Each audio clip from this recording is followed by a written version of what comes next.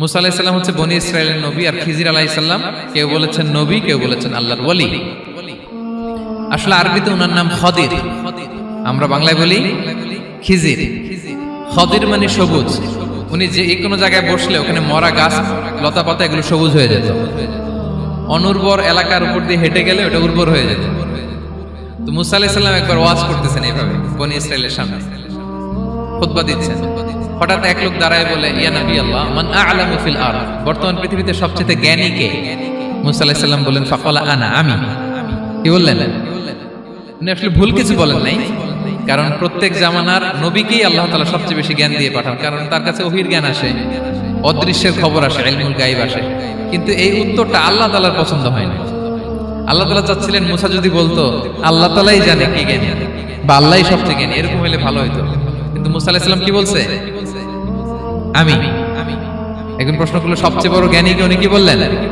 আমি। এই যে আমি আমি, এটাতে ঝামেলা আছে। আমি বড়, আমি জানি, আমি সব, দিস ইজ প্রবলেমেটিক। আল্লাহ এটা পছন্দ করলেন না।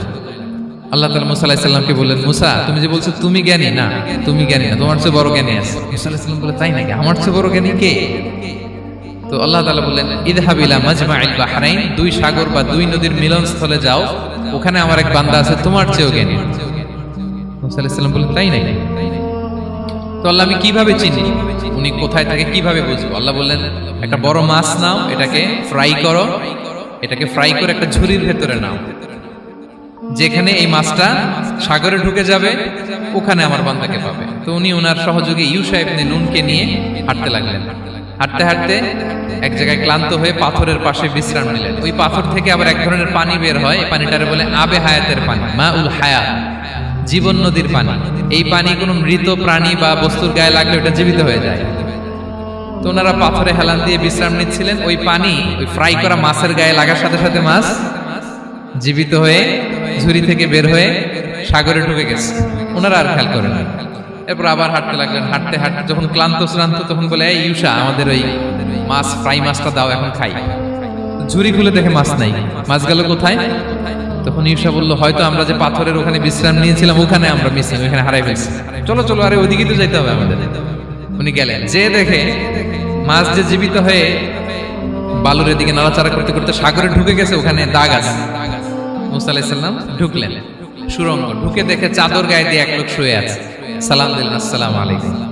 ওই লোক চাদর আর সরায় না, ভিতর থেকে বলতেছে, ওয়ালাইকুম আসসালাম। তো চাদরের ভিতর থেকে উনি বলে, মান আন, তুমি কে? মুসা আলাইহিস সালাম বললেন, আনা মুসা, আমি মুসা। উনি বলেন, মুসা বনি ইসরাইল, বনি ইসরাইলের মুসা? বললেন, হ্যাঁ। কেন এসেছো? এবার চাদর খুললেন। বলতেছে, আপনার কাছ থেকে কিছু শিখতে আসছি। আল্লাহ বলছে, আপনি নাকি সবচেয়ে বড় জ্ঞানী। আমি ভুল করে বলে ফেলছিলাম আমি। আল্লাহ বলছেন যে আপনি নাকি জ্ঞানী। বলতেছে, না, তুমি আমার জ্ঞান নিতে পারবা না, ওই ধৈর্য শক্তি তোমার নাই। মুসা আলাইহিস সালাম বললেন যে, আপনি যে কোনো শর্তে আমাকে একটু রাখেন কয়েকদিন, আপনার সাথে আমি রাজি। বললেন, না, তুমি পারবা না। মুসা আলাইহিস সালাম জোর করতে লাগলেন। অবশেষে খিদির আলাইহিস সালাম রাজি হলেন। বললেন, শর্ত হচ্ছে আমি যাই করি আর না করি আমাকে কোনো প্রশ্ন করা যাবে না। মুসা আলাইহিস সালাম বললেন, ওকে। সফর শুরু হলো। সামনে নদী, এক লোক তাদের নৌকা দিয়ে নদী পার করাই দিল। নদী পারাপারের পর খিজির আলাইহিস সালাম লাঠি দিয়ে নৌকার তলাটা ছিদ্র করে দিলেন। মুসা আলাইহিস সালাম বললেন, ইন্না লিল্লাহি, এটা আপনি কি করলেন? ওরা আমাদেরকে নদী পার করে দিল, আর যে ভাড়াটা আসছিল এটাও নিল না, আমাদেরকে সম্মান দেখালো, আপনি নৌকা ছিদ্র করে দিলেন। খিজির আলাইহিস সালাম বলছে, এই যে আমি বলছিলাম না তুমি ধৈর্য ধারণ করতে পারবো না, যাও, তোমার রাস্তায় তুমি, আমার রাস্তায় আমি। মুসা আলাইহিস সালাম আবার ক্ষমা চাচ্ছেন যে, আপনি আমার ক্ষমা করেন, আমি তো ভুলে গেছি, আর প্রশ্ন করবেন। চলতে লাগলেন। হঠাৎ বাচ্চারা খেলতেছে, এক বাচ্চাকে ধরে হত্যা করলেন খিজির আলাইহিস সালাম। এবার তো মুসা আলাইহিস সালাম রেগে গেছে, আপনি করলেনটা কি? নিষ্পাপ ফুলের মতো শিশুকে হত্যা করলেন। খিজির আলাইহিস সালাম বলে, এই যে আমি জানতাম যে তুমি ধৈর্য ধারণ করতে পারবে না, তোমার রাস্তা এক, আমার রাস্তা এক, যাও। এবার মুসা আলাইহিস সালাম করজোর করতেছে যে, this is the last chance, একটা ফাইনাল চান্স দেন, একটা সুযোগ দেন, আর আমি প্রশ্ন করব, এটাই লাস্ট। বললেন, ওকে, ঠিক আছে। হাঁটতে হাঁটতে এক ইহুদি বসতির সামনে যে হাজির, দুজনই খুব ক্ষুধার্ত, খাবার চাইলো, এরা আবার কৃপণ, খাবার দিল না। তো খিজির আলাইহিস সালাম বললেন, ঠিক আছে, খাবার যেতে দিচ্ছেন, আমরা চলে যাই। যাওয়ার পথে দেখতেছে এই এলাকার একটা দেয়াল ভেঙে পড়ে যাবে। উনি বললেন, মুসা চলো এটা ঠিক করে দেই। দুইজন মিলে প্রচন্ড ক্ষুধায় এটা এটা সেটা এনে দেয়ালটা তৈরি করতেছে। মুসা আলাইহিস সালাম তো এমনিই রাগী, পেটে আবার ক্ষুধা, আবার বলছে কিছু বলাও যাবে না। তিনি এবার আর প্রশ্ন করেন, বলতেছে ওরা এত কিপটামি করলো আর আপনি এটা করে দিলেন, আপনি তো চাইলে এটা টাকা নিতে পারতেন, পারিশ্রমিক নিতে পারতেন চাইলে। এই কথা বলার পর খিজির আলাইহিস সালাম বললেন, হাদা ফিরাকু বাইনি ওয়া বাইনি, এখানেই তোমার আর আমার সেপারেশন, আর সামনে আগানো যাবে না, তোমার কোনো ধৈর্যই নেই। তো এতটুকু তোমাকে আমি বলি যে আমি একটাও আল্লাহর আদেশ ছাড়া করি নাই, আল্লাহর আদেশে আমি করেছি। কি? এক নম্বর হচ্ছে ওই যে আমাদের ভাড়া নিতে চাইলো না, আমাদেরকে পার করে দিল, নৌকাটা ছিদ্র করেছি কারণ এই এলাকায় একজন জালিম বাদশা আছে, সে নৌকা পেলেই গরিব মাঝিদের নৌকা সিজ করে নিয়ে যায়। তো এটাকে যখন তলায় ছিদ্র করে দিছি, এই রাজার লোকেরা এসে দেখবে যে এটা তলা ছিদ্র, তো পানি ঢুকতেছে, এটা নিবে না, ওরা পরে সামহাও এটা রিপেয়ার করে চালাইতে পারবে। মুসা আলাইহিস সালাম বলে, সুবহানাল্লাহ, তাই তো, এটা তো আমি বুঝতে পারি নাই। আর ওই ছোট শিশুটাকে হত্যা করছি, ও অনেক বড় জালিম হবে এলাকা, তার ফিতনায় এলাকাবাসী তটস্থ থাকবে, সে তার মা বাবাকেও জাহান্নামে নেবে, এজন্য আল্লাহ তাআলা আদেশ দিয়েছেন আমাকে, আল্লাহর আদেশে আমি তাকে হত্যা করেছি। মুসা আলাইহিস সালাম বললেন, তাই তো, এটা তো অনেক ভালো কাজ করছেন। তাইলে বলতেছে, তাহলে ওইটা বলে, খাবারও দিল না, এত কৃপণ, এদের দেয়াল কেন ঠিক করতে গেলেন আপনি?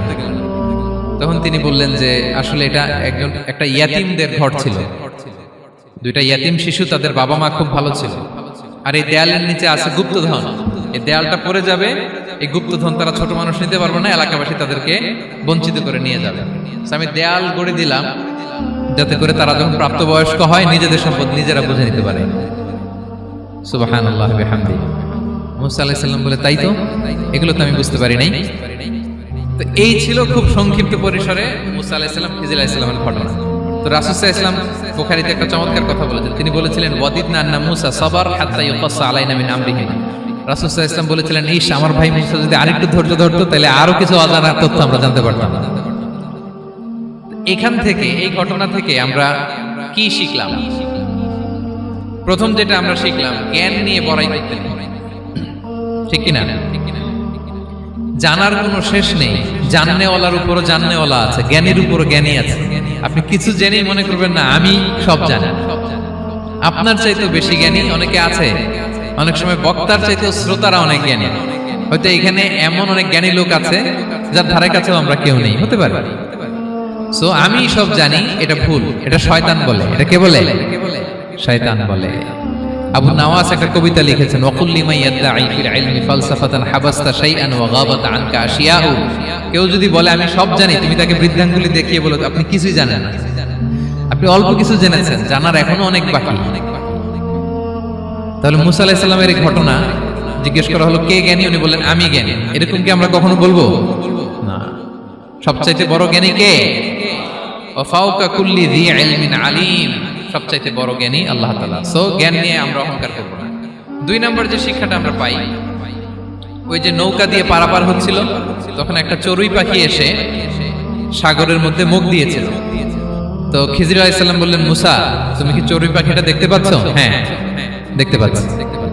চড়ুই পাখিটা যে সাগরে মুখ দিলে দেখতে পাচ্ছ? হ্যাঁ, দেখতে পাচ্ছি। তখন খিজির আলাইহিস সালাম বললেন, চড়ুই পাখিটা সাগরে মুখ দিয়ে পানি খাওয়ার পরে চড়ুই পাখির ঠোঁটে বা চঞ্চুতে যতটুকু পানি লেগে আছে, এই পানিটা হচ্ছে তোমার, আমার এবং মহাবিশ্বের আমাদের সকলের জ্ঞান। আর এই মহাসাগরের সকল পানি হচ্ছে আল্লাহ তাআলার জ্ঞান।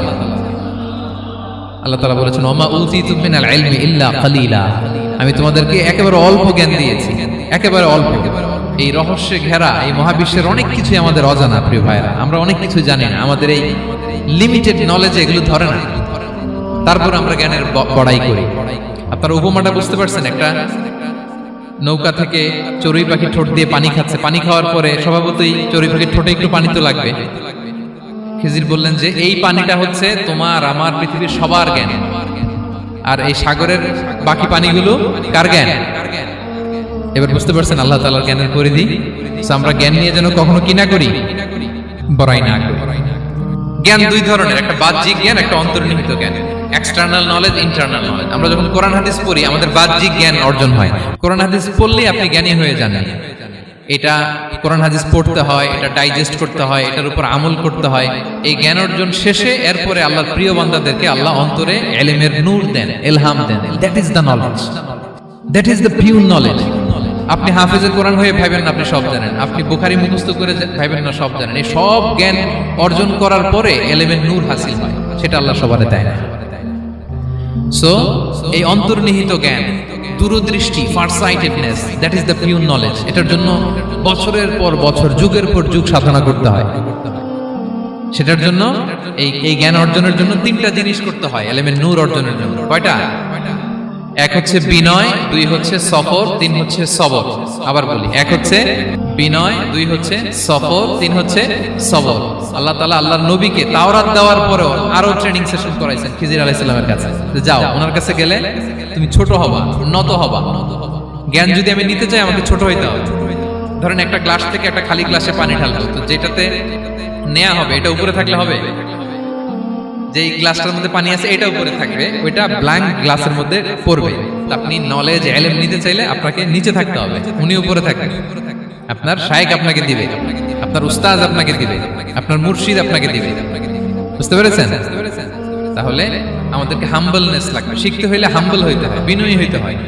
আচ্ছা, দুই নাম্বার সফর করতে হয়। এটা আল্লাহ মুসা আলাইহিস সালামকে দিয়ে করাইছেন, যাও পিছে পিছে উস্তাদের পিছে পিছে ঘুরো। তো এজন্য সফর করতে হয়। এখন ঘরে বসে অনেক কিছু জানা গেল, উস্তাদের সান্নিধ্য লাগে, সফর করতে হয়। আমাদের ক্লাসিক আলেমরা হাদিস কালেকশনের জন্য শহরকে শহর সফর করতেন। এখন আমাদের আলেমরা দেওবন্দে যায়, মিশরে যায়, মদিনায় যায়। এখানকার মালয়েশিয়ান স্টুডেন্টরা দেশে বিদেশে যে নলেজ অর্জন করে। সফর আপনাকে লাগবে। তাহলে বিনয়, সফর, তিন নম্বরে কি? সবর। ধৈর্যশীল হইতে হবে। দেখেন মুসা আলাইহিস সালাম বারবার প্রশ্ন করে ফেলতেছেন, বারবার ওয়াদাভঙ্গ করতেছেন। এরকম করলে হবে না, ধৈর্য লাগবে। ধৈর্যের বলে বলিয়ান হলে তখনই আপনার মধ্যে ইলম আসবে। তাহলে জ্ঞানের ফিতনায় পড়ার আর আমাদের কোনো সম্ভাবনা আছে? আমরা বিনয়ী হব, আমরা জ্ঞান আল্লাহর দিকে ফিরাই দেব, আমরা বলবো উনি সবচেয়ে ভালো জানেন। পারা যাবে তো ইনশাআল্লাহ?